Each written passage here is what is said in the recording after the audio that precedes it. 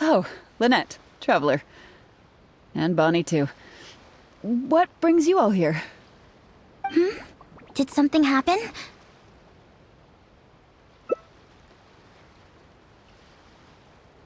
Oh. I see. Thank you for everything you're doing for the people of Fontaine. I'm in charge of guarding the port. You mentioned you were after some travel logs, right? I can go fetch those for you. Looks like I've got another hard day of work ahead of me. No, not usually. It's this incident that happened recently. Before that, everything was normal. All we had to do was confiscate anything suspicious and we could call it a day. Pretty simple stuff. But things are much more complicated now. We somehow let suspicious cargo pass through the port undetected. Not even our guard poodles were able to sniff it out. Even worse, we still don't know how the perpetrator was able to conceal the goods so well. By suspicious cargo, do you mean imitation synth? Yep. However, prohibited substances are just one example. We confiscate all sorts of contraband during the course of our inspections. Or at least, we're supposed to. So what happens to the goods you confiscate? Oh, we keep them in a storage locker. If they turn out to be something particularly dubious, we'll turn them over to the Maison Orderly. If the goods are only slightly suspicious but could otherwise be harmless, like raw materials that could potentially be used to create contraband, we return them to the ship they were confiscated from, instead of letting them pass through the port. Sorry for the wait. These are the travel logs for all the recent activity at the port.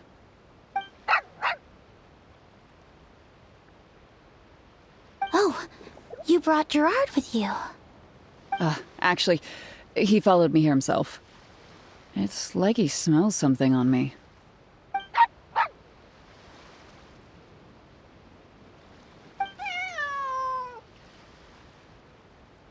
Huh. I wonder why Gerard is reacting to you two so strongly. Huh? We were so careful not to touch it, but we still ended up with traces on us. If it leaves a residue so easily, I just don't understand how the culprit was able to disguise the goods at all. Why don't you have a look at the travel logs first? All ships coming in and out of the port are recorded here, except for the ones the port authorities ride to and from work.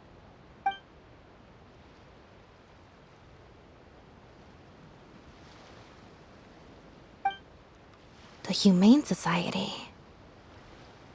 Their name is all over the exit logs. The purpose for leaving is always listed as overseas adoption. Ah, the director of the organization explained that, actually. He said a lot of the cat and dog breeds unique to Fontaine are also very popular overseas. So his organization offers an overseas adoption program. Bernard, the director of the Humane Society, was the man who came looking for Bonnie earlier.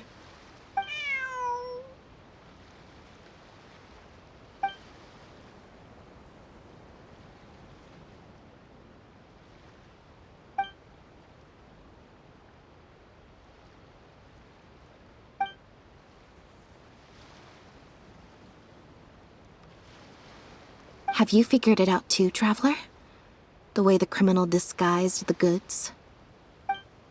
When Bernard asked to take a closer look at Bonnie, he was actually checking whether there was any imitation synth in her stomach. Wait, what? The sealed bags we found at the secret base. They were specially made to be corrosion resistant. There were gaps around the lids of the barrels, and airbags were used to keep them upright in the water. Those drug shovers found at the secret base, she most likely didn't recognize them because they're not used on human beings. It's an anesthetic used on pets. The perpetrator must have given it to the animals. Pierre must have made the animals swallow the sealed bags full of imitation synth at his secret base. Then, he stuffed them into floating barrels and left the rest to Bernard. The sealed bags combined with an animal's body odor would certainly be enough to mask the scent of imitation synth. During our inspections, we would have never thought to inspect the bellies of those animals for anything suspicious. Even if we tried to feel around for something, I'm sure it would be difficult to detect. Exactly. I bet Bernard even transported animals with synth in their stomach alongside ones without. That way, it would be even harder to say with certainty that something was amiss. She's probably in the clear. Otherwise, Bernard would have never left without her. I'm guessing he didn't know whether Pierre had already hidden the next batch of imitation synth before he fled. Just imagine. He sees the notice we put in the Steambird, and it turns out that one of the very cats he gave to Pierre for the smuggling operation is out in the open, roaming the streets of Fontaine. If Pierre had already hidden the next batch of imitation synth, then Bonnie would practically be living proof of their crimes. He would have had no choice but to go after her. So, that's why he came to find you and insisted on taking a closer look at the cat. Wait a second, I'm a little lost here. I get the part about hiding the substance in the pets, but those, what did you call them again? Floating barrels? Why even put the animals in there in the first place? If you've got something as convenient as a floating barrel, why not just stuff it with the imitation synth directly? Why not wait to hide the stuff until after the exchange has been made? In order to make sure the animals could swallow the sealed bags, they made them extremely thin. Had they not done that, the animals would have likely bitten or chewed through them. That step would have required a lot of energy, as well as a certain amount of technical expertise, so it was better left to the more experienced Pierre. We've already proven how easy it is to pick up trace amounts of imitation synth, so I'm sure Bernard was taking all the precautions he could to avoid the same fate.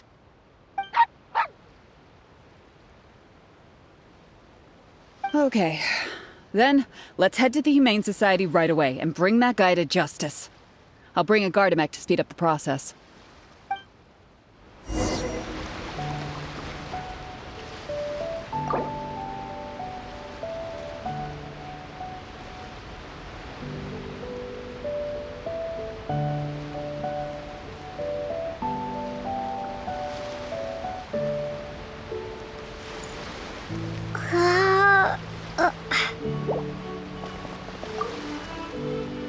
Sorry, but I can't go with you.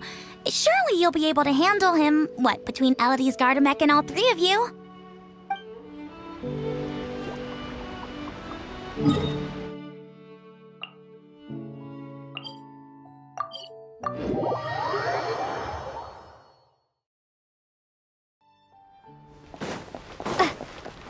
Ad Astra Ep. Thank you for completing today's commissions. Here is your reward. Ad Astra Abyss.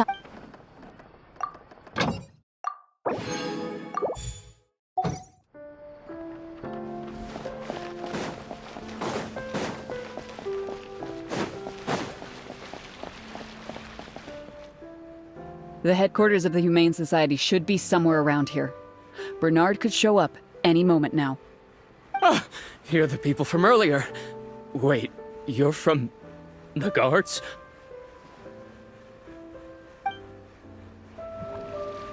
After him! We can't let him get away!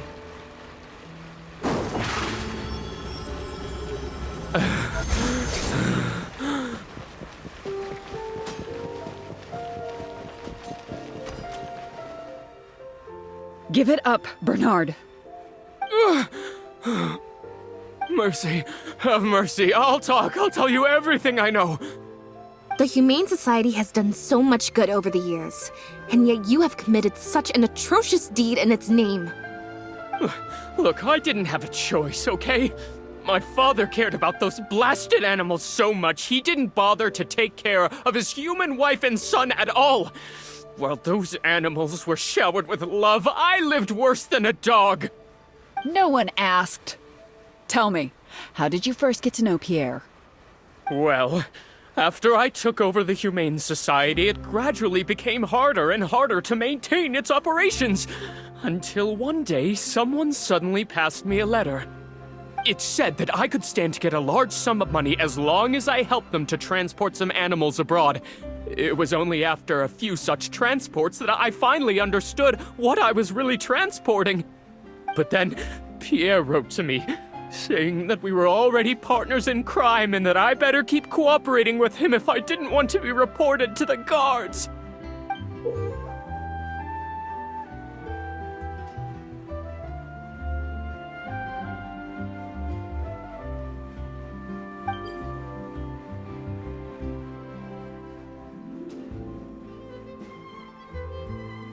You knew it from the very beginning, didn't you? The reason why you had to go through so many steps just to transport some animals. I'd suggest that you confess everything right now if you don't want to add anything else to your list of crimes. Yes, officer. I would order wooden barrels and flotation devices according to his instructions, and then load the sleeping animals onto a boat. Once I sailed to the location he provided, I would dump everything together into the sea. And a few days after that, I'd come by again in my boat and pick up the animals sleeping in the barrels. Once I had received enough of them, I'd bring them to the harbor to be adopted abroad. That guy, Pierre, he was running the entire show. He set up all the meeting times and found all the foreign adopters. Oh, and he even supplied all of the goods, too. I just did the transport. He was the one who planned out and executed everything else.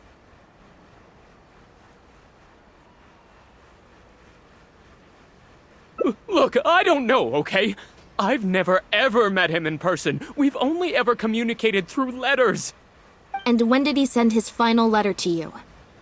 Just last night, he said that the Marechaussee Phantom is now after him, so he's planning to go into hiding for some time. He didn't mention where he's thinking about going, though, but he did tell me to look out for the guards. It's been a few days since Pierre's last appearance. I'd wager that he sent that letter after he found his hiding spot. I burned them. It was on his orders. I had to burn every letter after reading them. I wasn't even allowed to share them with the rest of the society employees. Sure sounds like you're trying to use the lack of witnesses or evidence to pin the blame on Pierre. No, I swear, this time I'm only telling you the truth. Well, we can check the truth of your statements at the Opera House. I hope you know what'll be coming for you if I were to find any discrepancy between the evidence and the testimony you just gave.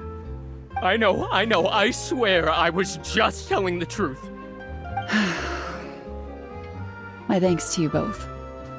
Had it not been for you, I really don't know what would have happened to this case. Bonnie helped, too. That's true. It was all thanks to her that Bernard was finally exposed.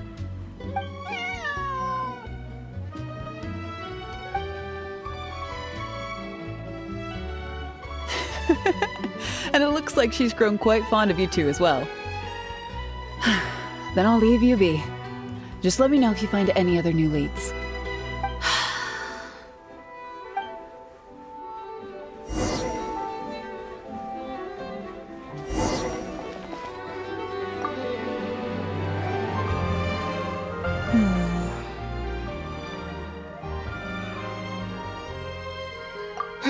It was that obvious, huh? Well, even though it didn't feel like Bernard was lying, after talking to him, I'm getting an even stronger sense that something's not quite right. We investigated so quickly that perhaps we've missed a thing or two along the way. Let me activate deduction mode and consider things again from the top to see if we can find anything new. Is there still anything unresolved or strange that we should try to consider?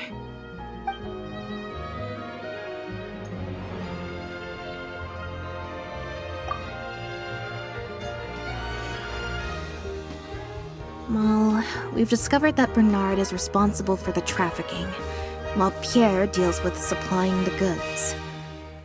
Is there something else in this scheme that we're missing?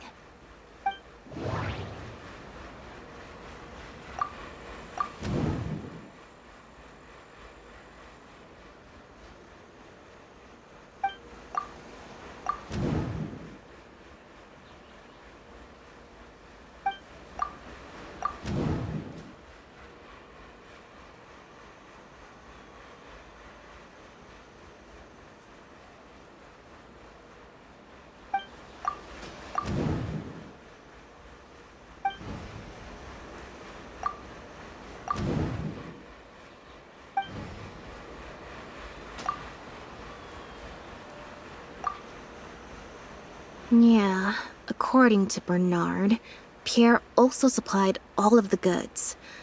But if the Marechaussee Phantom's records are correct, Pierre should have lost all access to the materials required to create the imitation synth. And the Institute has also not reported any theft of their stocks.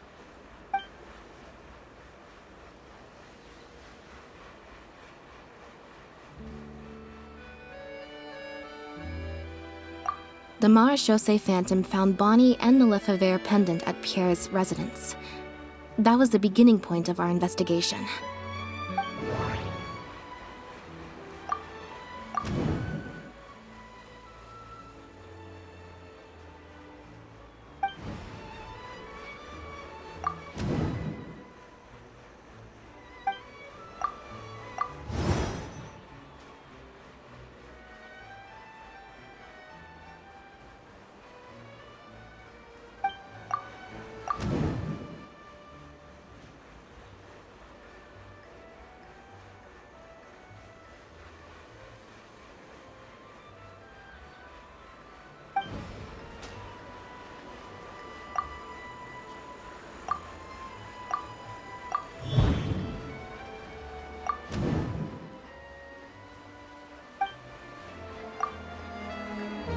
Why would he leave such an obvious trail for us to follow when he took so much care to not leave any traces of imitation synth in his home? Bernard claims to have received a letter last night from Pierre. In the letter, Pierre stated that he had gone into hiding. Is there something wrong with the letter?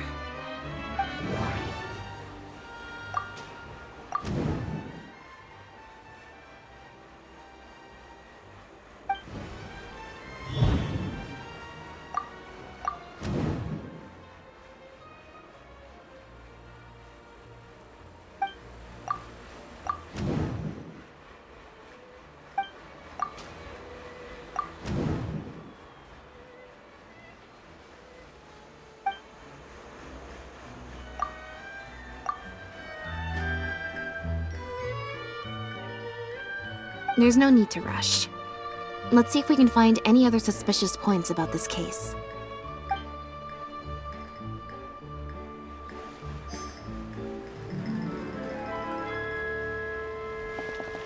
Perhaps we are now closing in on the truth.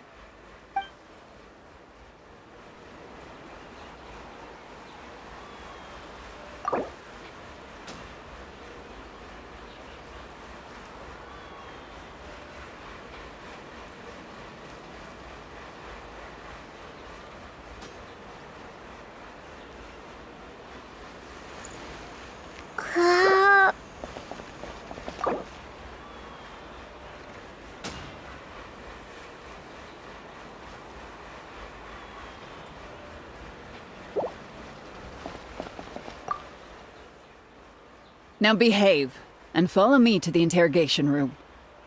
Ow! That hurt. Ow!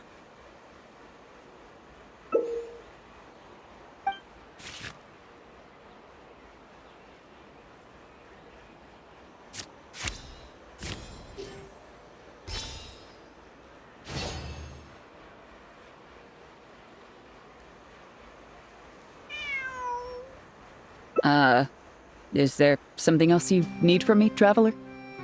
Huh? I see. It all makes sense now. Hey, what are you talking about? Look, even our confessed criminal here has no idea what you're saying. Because he has been kept in the dark all along. And I assume it's the same with Pierre.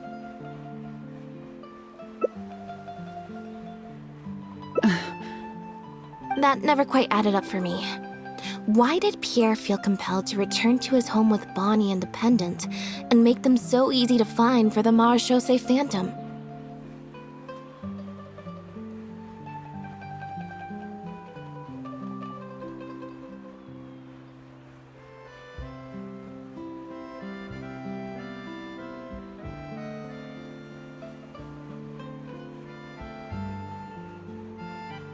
Both of these things are in stark contrast to his usual meticulous and vigilant behavior. There's only one reasonable explanation. He was following orders, just like Bernard. He probably received the following instructions right before the Phantom came knocking on his door. Bring the cat and the pendant, and our undercover agent will be sure to help you. Unbeknownst to him, however, the third person who wrote that letter to him had long decided to sacrifice him and Bernard to save themselves.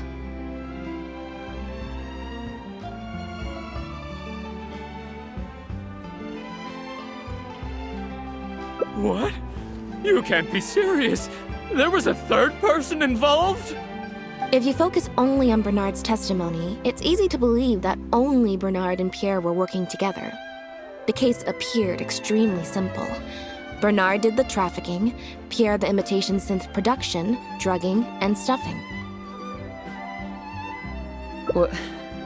Wait. But that doesn't make any sense. If that's the actual truth, then as soon as Pierre is caught, he'll explain his side of the story and the third person will... Yep, which is why the third person made sure that Pierre would never be found again. Once they had instructed Pierre to expose himself, the third person wrote to Pierre again, suggesting that everything had been taken care of, and he should take Bonnie and safely return to his base. Of course, Pierre's disappearance at such a sensitive time immediately made him a prime suspect. Knowing that Bonnie had last been seen with him, all the third person would have to do from that point on would be to lead the Phantom to investigate the Humane Society and get Bernard to confess the truth.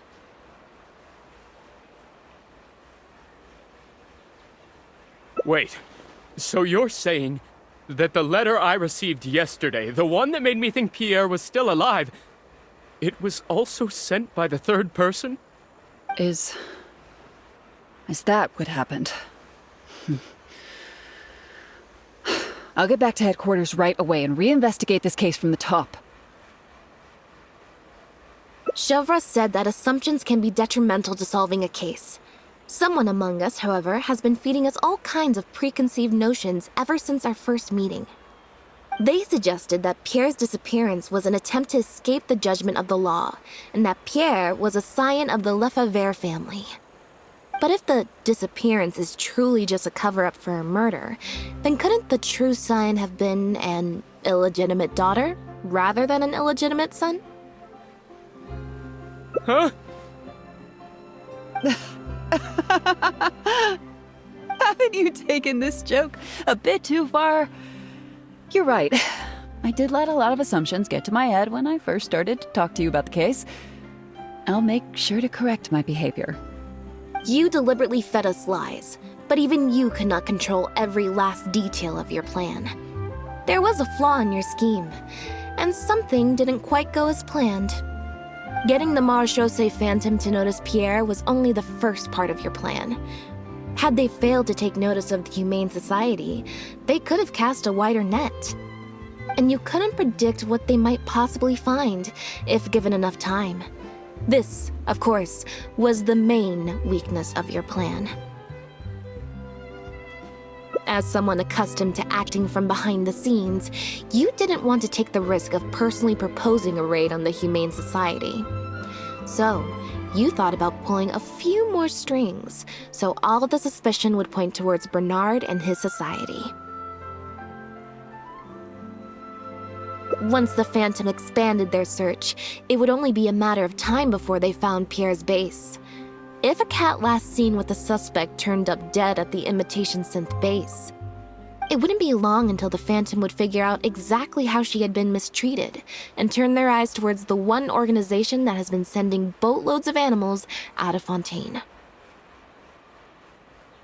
It was probably during your ambush of Pierre. You didn't even have the time to check if she had already been stuffed full of imitation synth.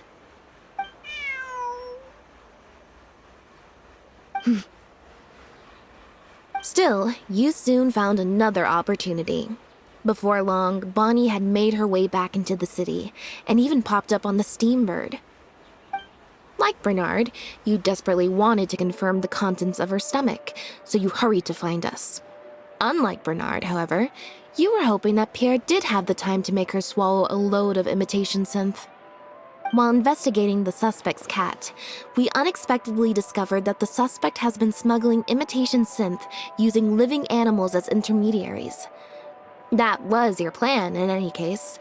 With that, you'd have been able to lead the investigation towards the Humane Society.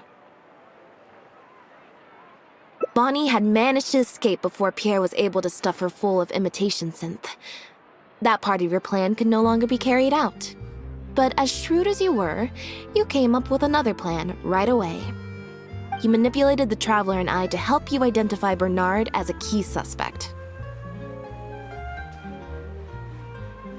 You used the Lefebvre name as bait to get us to join your investigation. With 2 extra bodies around, the Special Patrol is sure to soon take note of the strange event of Bernard somehow having a reason to look for Pierre's cat. So, what you're saying is, I went to all that trouble just for the chance that you might put forth the suggestion that would lead you down the wrong path. Of course, you did far more than that. Just now at Lumiduce Harbor, were you not the person who highlighted the suspicious activities of the Society? Oh, You even highlighted the Society's activities during your compilation of the logs, so they'd be immediately visible to anyone examining the records. Moreover, the logs contained no records of the Port Authority's activities. In other words, your activities. and what are you trying to suggest with that? I am insinuating that you had plenty of opportunities to transfer the raw materials for imitation synth from the harbor to a boat, and then sail over to the meeting place full of floating barrels.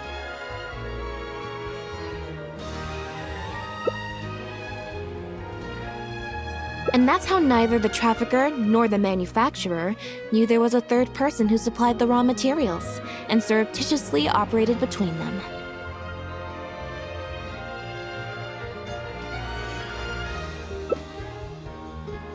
Pierre manufactured imitation synth using the raw materials you provided, stuffed the animals, and placed the animals back into the barrels. Having received the green light from you as Pierre, Bernard then retrieved his animals and shipped them out of Fontaine once he had received enough for a full batch. This is the truth behind your smuggling ring. I can't believe it. I never put 2 and 2 together. You've sure got an extremely lively imagination. So what do you think she's going to say next? Ever thought about a career in writing crime novels, huh? It appears that it's quite easy to predict what you'll think or say. Then if we apply that to this case, we can also think of a few places to look for incriminating evidence. You know very well that this case will not end until Pierre is found, so you will have him commit suicide out of fear and shame to end the investigation for good. That way, you can also pin the blame for the overseas smuggling activities, the theft of the harbor's confiscated raw materials, and even the Lefebvre name on him. After all, dead men tell no tales. But you still want it to appear as if he had sent that last letter to Bernard, so you have to make sure he cannot be found until after Bernard has confessed to the authorities. To do that, you either will hide his body until you've found an appropriate time to set up a fake suicide scene, or you'll dump it someplace where it'll be hard to determine the exact time of death. Submerged in water, for instance. The location would ideally allow you to keep the body hidden for some time while also letting you keep an eye on it. There are only so many options to hide a person's time of death after all. As long as the Phantom investigates each of the possibilities in turn, they'll surely find Pierre's remains. Especially since, as the prime suspect who will now be taken into custody, you will no longer have the time to move him or set up a fake suicide scene to cover up the murder. How absurd. And on what grounds will you order my arrest? Don't think for a second that your spouts of nonsense will amount to any kind of real argument. After all, I'm... Elodie Lefebvre! As the captain of the Special Security and Surveillance Patrol, I hereby declare you as a suspect in the case. If you have any objections, you may raise them later during interrogation. That's right. We received a message from Lumiduce Harbor that you were going to investigate the Humane Society. We didn't expect to run into you at such a critical moment. While at the harbor, we noticed something else extremely interesting. Apparently, you often used all kinds of excuses to swap your shifts. And if one were to match the times of your shifts to the activities of the Humane Society and those of certain foreign ships, they'd find them to be an exact match. That's just a coincidence. Yes, I'm sure you have already thought of a dozen different ways to explain away the suspicious activities. But as far as evidence goes, that should be enough to warrant taking you into custody. Don't worry. If it turns out that the guards are still unable to find any evidence after all this, Lynnette and I will do everything in our power to clear your name. Although judging by her reaction, I assume no follow-up from us will be needed.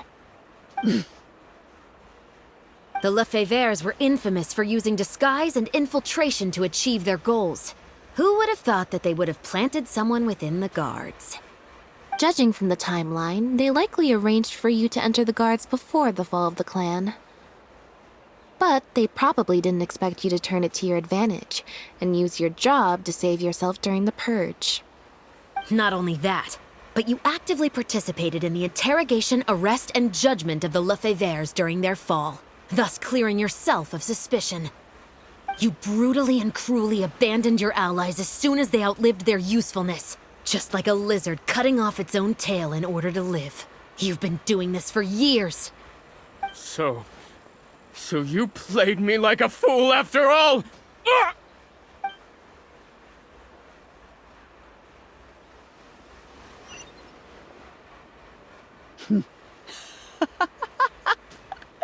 What was that word you used? Ally? You think that someone as foolish as him is worthy to call himself my ally? They were worthless scum, all of them. Not just Bernard and Pierre, but those Lefebvres too. They always just saw me as a tool. I lost all my chances of a normal life just because I was born into their lot. Not only that, but because they wanted me to become an undercover agent, they stripped me of my name, too. I had to live in constant fear of them while they were alive. And even once they were gone, I had to continue to bury my heritage and my name. Always worrying that their enemies would come knocking at the door. Do you know anything about what I've been through over all these years? My life as the last Lefebvre?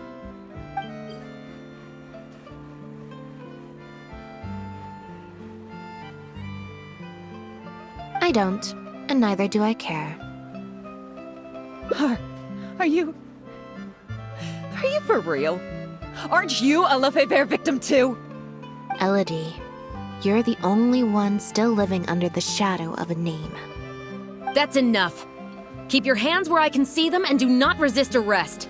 If you have more to say, save it for the interrogation room. What a joke. What a joke! Hey! Don't come any closer! What's that? Know what this is? I've secretly planted loads of explosives in the Humane Society. Just one step closer and... whether they're cats, dogs, or just unlucky human employees, they'll all be blown up into smithereens.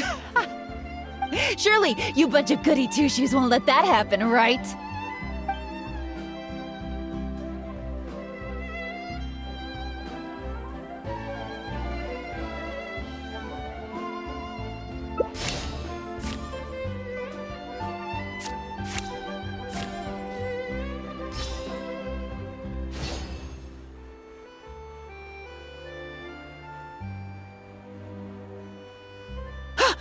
What?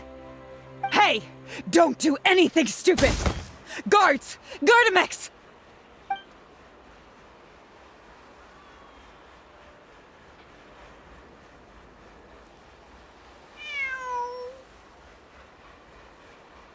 Phew. So I was right after all. It's easier to deal with the person causing the problem than the problem itself. This is it. Looks like it's just a toy. Guess that's probably why she suddenly flipped and knocked out Bernard. He probably knew that there were no explosives at the society. Well, given that she never even showed her face to Bernard and Pierre, I had my doubts that she'd have gone to the society in person to plant explosives. Thank you for your help, everyone. I'll take them back for thorough questioning and find someone better to take over the Humane Society. I might need a few statements from everybody. Would you be able to come with me? If statements are all you need, can Lenny provide them on my behalf? I still need to go back and explain some things to the crew. I also had an appointment with the Traveler before we got interrupted.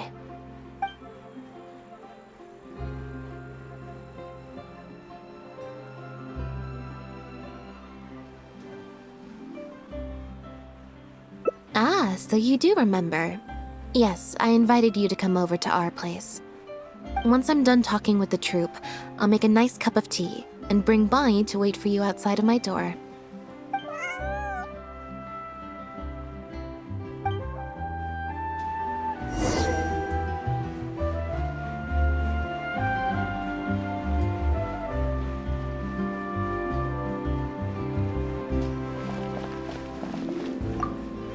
You can leave the rest of this to me. The other guards will be joining me shortly. Don't worry, they won't have another chance to escape. The materials have many other regular uses outside of being used to make imitation synth, so they're not immediately subject to being confiscated or destroyed. The harbor would usually just seize them for some time while the customs paperwork is filled out and approved. If approved, they'd be let through, and if not, they'd be returned to sender. Elodie probably used her position to replace a portion of the shipment with something else before sending the whole shipment back to sender. Given that the foreign merchants who sent in the shipments were probably working with her in the first place, they likely just never reported the difference in what they sent and what they received. We will, of course, continue to investigate the rest of the details of this case. Now that we've caught Elodie, figuring out the whole scheme should just be a matter of time.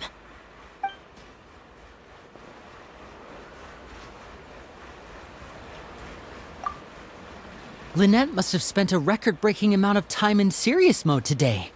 I can't remember the last time I've seen her like that. Could it be because of a special someone? Based on information that we found before, imitation synth was first circulated on a small scale in Fontaine before becoming a large-scale smuggling scheme. I'd assume that the first offerings of imitation synth came from what Pierre made in his early days. But since he was not experienced with running a clandestine operation, he was soon discovered by guard Elodie. Elodie saw the opportunity to make a great profit in his work, and perhaps even the chance of making a new life for herself, so she decided to cover his tracks. She started writing to him in Bernard's name, using what evidence she had compiled and the promise of enormous profits to blackmail him into cooperating with her. Unfortunately for her, she ran into Lynnette. Even though my sister doesn't like to focus too much on a regular day, serious mode Lynnette is one of the most perceptive people I've ever known. Still, all of that thinking really saps her energy. I need to go give some statements on her behalf, so I'll leave the recharging to you.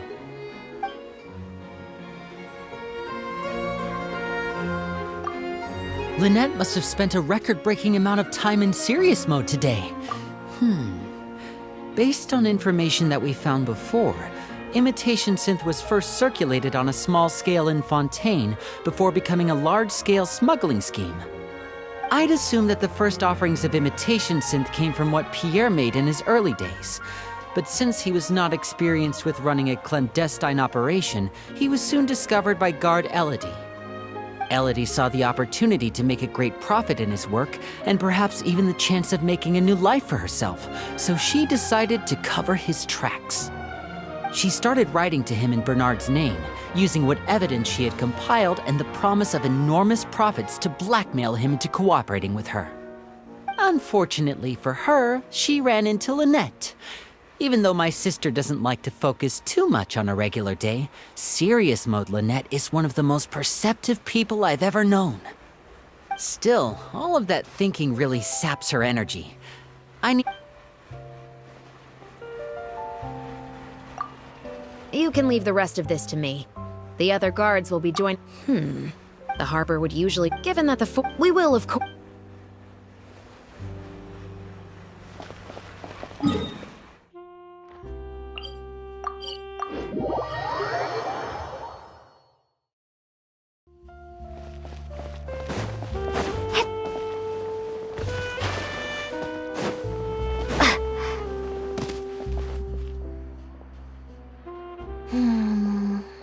Black tea and a cute kitty. Truly the best combo for standby mode. Want some?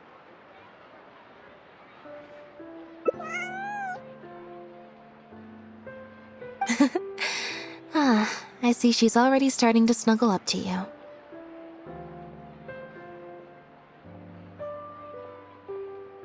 Not at all. Information is indeed very important, but if you were to try to collect every piece of information you come across, your efficiency would actually decrease.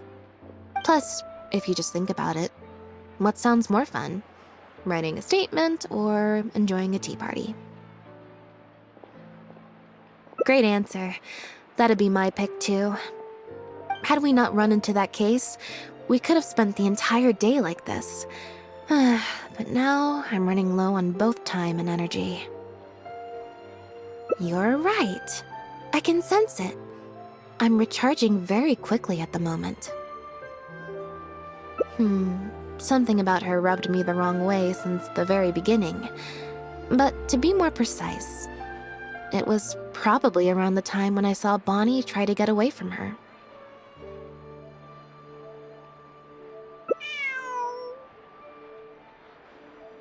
Elodie tried to get close, but Bonnie deliberately dodged her.